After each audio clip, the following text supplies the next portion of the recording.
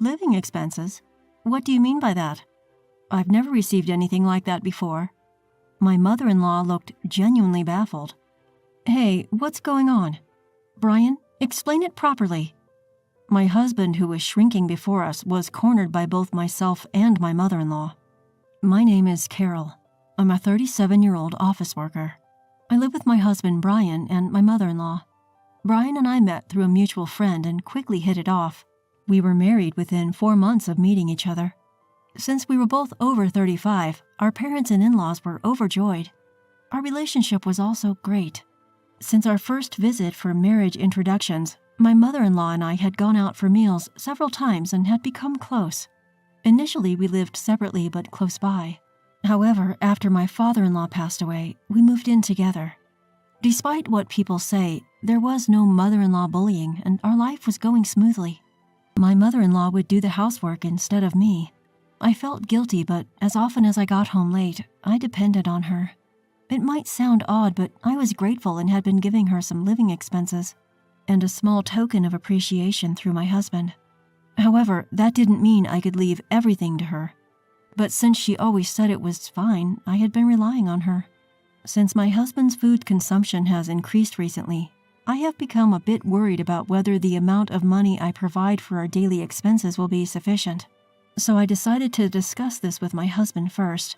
Hey, about the living expenses we're giving to your mom, you've been eating a lot lately and she's been doing all the cooking and cleaning, right? I'm thinking we should increase it a bit. What do you think? Huh? It should be fine, right?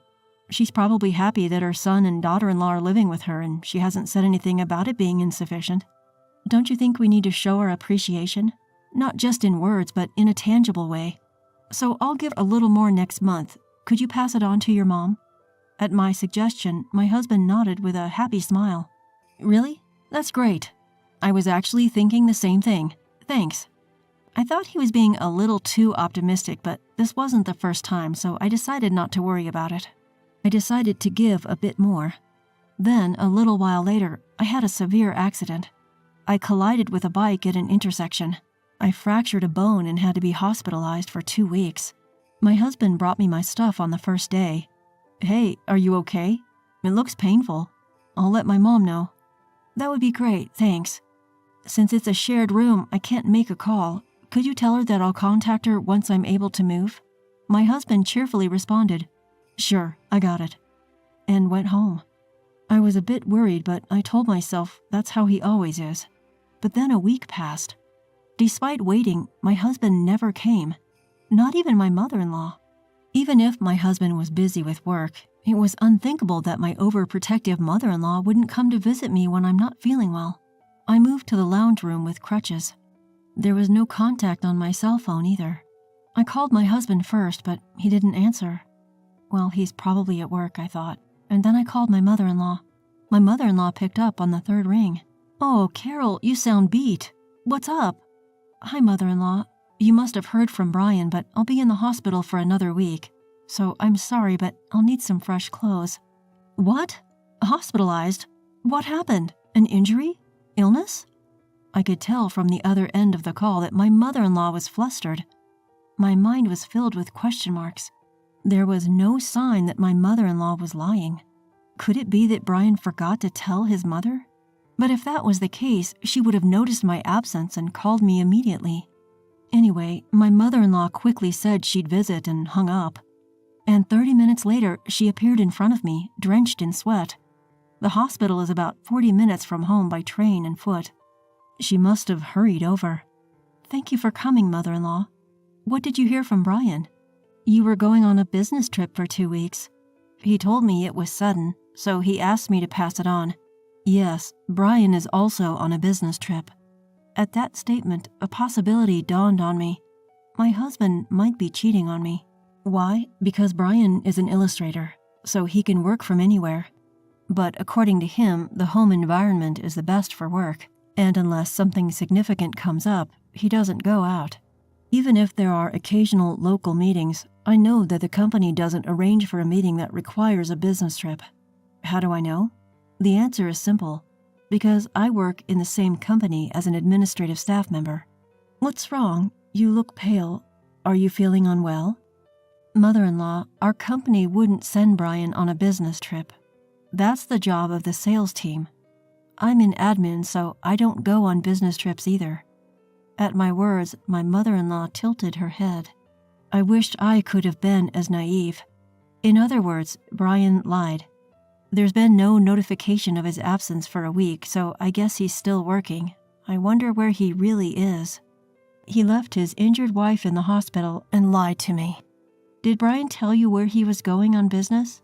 Now that you mention it, he said he was staying in a hotel in Miami, that the company had arranged it. Oh yes, here it is. My mother-in-law showed me the hotel's website she found on her smartphone. It was a hotel we had stayed at during a previous vacation. It was where we stayed for our wedding anniversary. Of course, it was more expensive than other places, not a place where a company would cover the accommodation cost. I felt a headache coming on from such a sloppy alibi. Mother-in-law, this is hard to say, but Brian might be cheating. What? Brian? But this situation does seem suspicious. Oh, isn't this the hotel? Hold on a moment. Let's confirm if he's really there, my mother-in-law said and called somewhere. After a while, she hung up with a smirk on her face. They said they'll check it out for me. First, we need to verify the facts. Turns out that the hotel is run by my mother-in-law's relative. She told Brian about it before, but he either forgot or didn't care. About 10 minutes passed when I got a call from my mother-in-law. The results were damning. My husband, Brian, seemed to be staying overnight at that hotel, and with a woman no less. Although it was not allowed, the situation was special, and my mother-in-law told me the name which Brian was with. I was shocked to hear the name. I know her, actually. She's a friend of mine. Mother-in-law was equally surprised by this revelation. Turns out the other woman was my coworker and friend, Jessica. Jessica works in the same department as Brian. She was even the one who introduced me to him. She had attended our wedding, even giving a speech. Mother-in-law was furious, her face turning bright red. I had to hurriedly stop her from calling Brian. Let's gather solid evidence first. Hire a private detective. After that, I'm going to file for divorce. I can't accept a man who cheats with my friend. I plan to seek alimony, so I'm sorry for the trouble this will cause you, mother-in-law. Don't worry about it. I'll give that idiot son of mine a piece of my mind. How dare he betray such a good wife? When he comes back, he'll get a thrashing. I felt a bit uplifted by mother-in-law's words and started looking for a private detective. A relative of mother-in-law recommended a detective agency, and I decided to hire them. After reading the report they provided, I couldn't help but laugh. Turns out my friend, Jessica, was pretending to be the wife of my husband while they were on location. 3 days before my scheduled discharge from the hospital, I called Brian. I kept it a secret that mother-in-law knew about me. How are you feeling? I'm sorry I've been too busy to visit. I'll definitely pick you up on your discharge day. Do you need anything? No, I'm fine. Sorry for being a bother while you're so busy. Apparently my recovery is taking longer, so my discharge date has been extended. I'm just calling to let you know. I'm borrowing things like pajamas from the hospital, so no need to worry. Looks like I'll be discharged a week from now. Sorry for not being able to support you while you're so busy. Oh, could you withdraw money for the hospital bills? I don't have any cash on hand, so could you do it on my discharge day? I see. That sounds tough.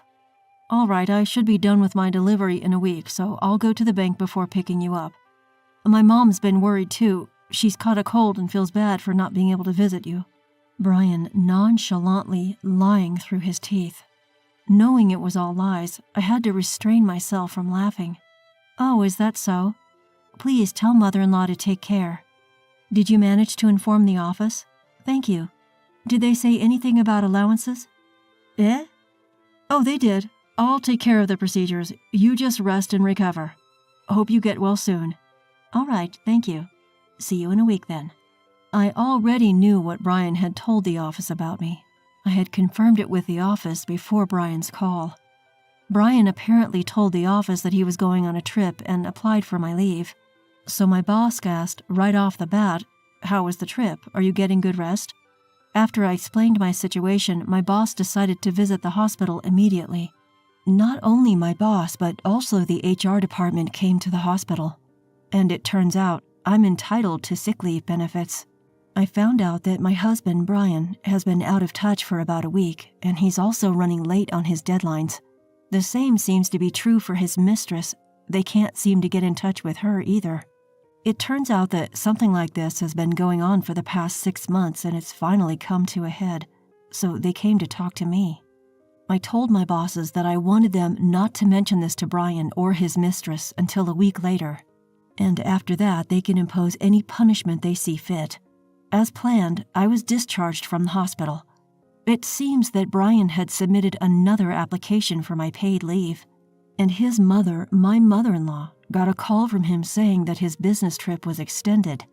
Despite my hospital stay being extended because I'm not feeling well, he's extending his vacation with his mistress. It's clear there's no love left for me. I felt a bit sad. I decided to take my paid leave as planned. My boss told me to take as much time as I needed. For a week until Brian returned, my mother-in-law and I prepared to give him a piece of our minds. The day before, I was supposed to tell Brian about my discharge from the hospital. I called him. "Hello, how is your mother doing?" "I'm feeling good and I got discharged today. It was sudden, so don't worry about picking me up.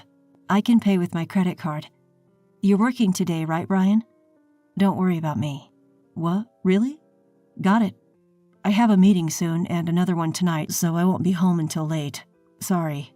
"That's fine. Don't worry about it. I'll take a taxi home." I barely held back a laugh at the sound of the shopping center announcement in the background of Brian's call, and responded. Then I calmly hung up the phone and pressed the button on the voice recorder. I had already heard from the detective that Brian was planning to go shopping today, so I intentionally called him at that time.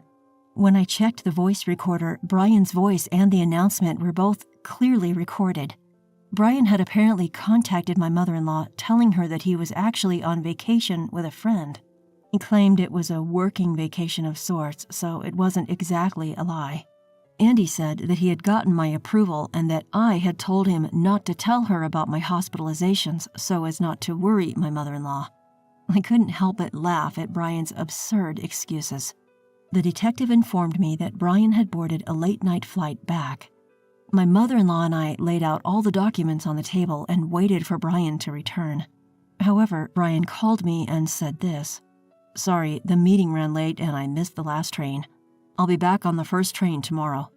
"Is that so? That's tough." "Got it. Sorry I can't pick you up." I responded like that and hung up the phone. After enjoying a 3-week affair trip, it seems he still can't get enough. My mother-in-law was furious, but I found that my love for Brian had completely disappeared, and I was able to remain calm for the discussion. Then, the next day, looking exhausted, Brian came home loaded with souvenirs. "You went on a trip? I didn't hear about that." "Huh? Didn't I tell you? Sorry, my bad. I got friendly with a client and they invited me. Business relationships matter, right?" my husband said nonchalantly as I took a bag from him and led him to the living room. "I'm home." "Hey, what's up with you, Mom? You look scary," Brian said, plopping down onto a chair with a grin on his face. He seemed to believe that his mother was on his side, but as soon as he saw the documents laid out on the table, his face went pale. I sat next to my mother-in-law and pointed at a photo. "Oh yes, you seem to have had quite the fun. Your trip with Jessica. Leaving your injured wife for 3 weeks. Were you in a honeymoon mood?" I asked. What's this? Carol, stop fooling around." Brian stammered at me, his face contorting. "Unfortunately, this is no joke. I have evidence from a private detective. You were pretty careless, weren't you? Your dinner conversations were totally bugged. Staying at a hotel run by our relatives, you must have thought you wouldn't get caught." At this, Brian's face turned even more shocked. He looked at his mother for help. "Mom, it was a lapse in judgment, so I—" "A lapse in judgment that lasted 3 weeks seems a bit too long, don't you think?" His mother cut him off with a cheerful smile. Brian, who had been hoping for help, was stunned. "Here, These are documents for a claim for damages and a divorce application. Fill it out now." "Damages? Divorce? Carol, I'm sorry, I didn't mean it. The one I truly love is you. Can't you forgive me? Let's start over." In response, I pressed a button on my phone. Out flowed the voices of Brian and Jessica. It was a conversation recorded by the detective, hinting at a divorce with me and a remarriage with Jessica. Brian's face turned even bluer. "It was just a spur-of-the-moment thing. I didn't mean it." I couldn't care less, really," I said, handing him the documents and urging him to write. "Please, forgive me. I can't afford to pay any damages." "Well, that's what happens when you splurge like that. Where did all that money come from, anyway?" Brian mumbled something incoherent. I had a bad feeling about it. "You didn't by chance use the living expenses I had been giving you to give to mother-in-law, did you? You have been passing it on to her, right?" The person who reacted to my words was not Brian, but mother-in-law. "Living expenses? What are you talking about? I've never received anything like that," mother-in-law said, seemingly genuinely unaware. "Hey, what's going on here? Brian, explain it properly." Mother-in-law and I cornered Brian, who had shrunk considerably. "I'm sorry, the living expenses. I used them for our dates." I felt my already icy affection for Brian grow even colder. He said he had spent the almost $2,000 I had been giving him every month. All of it. "I told you that money was for groceries, utilities, and to thank mother-in-law. That money was mine in the first place." "I'm sorry, my salary alone wasn't enough." It was clear what wasn't enough. The designer items Jessica had. Surely they must have been gifts from Brian. I swiftly raised my hand, but it was stopped by my mother-in-law. Brian, with hopeful eyes, watched as mother-in-law stopped me. He still seemed to think mother-in-law is on his side. "You can't, Carol. If you lay a hand, it'll be your disadvantage," mother-in-law said, turning around to face Brian, then sharply slapped his cheek. To the stunned Brian, mother-in-law spoke calmly and monotonously. "I've always thought the sillier the child, the cuter. I've spoiled you too much. Even with the bias, you grew up kind and your father and I were so happy when you got such a good wife. But now, I'm cutting ties with you." But Mom, you're joking, right?" Mother-in-law slapped away Brian's pleading hand and handed him a document. It contained a clause renouncing inheritance. Brian widened his eyes and muttered, "I can't believe it." "It doesn't matter if you can't believe it. It's all true." At mother-in-law's firm stance, Brian hung his head and signed. "Make sure you write this too. I'll be claiming from Jessica as well. I'll add on the amount she spent. Oh yes, the company knows everything." Brian, completely dejected and seemingly out of arguments, signed all the documents I presented. Afterward, mother-in-law kicked Brian out. He had apparently been misusing company entertainment expenses and was claimed for reimbursement from the company.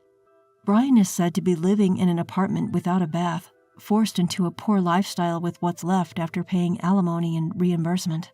Claimed alimony from his mistress, Jessica.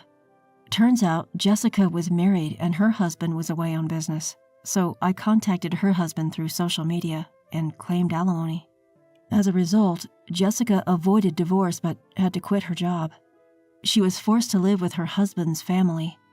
They live in a rural area without internet connection, and she's said to be forced to work from dawn till dusk. I ended up being adopted by mother-in-law. Having lost my parents early, I decided to take care of mother-in-law till the end. Mother-in-law was initially reluctant because of Brian's infidelity. However, in the end, she accepted, and we sold the house, bought a new house for just the two of us. I want to take good care of mother-in-law.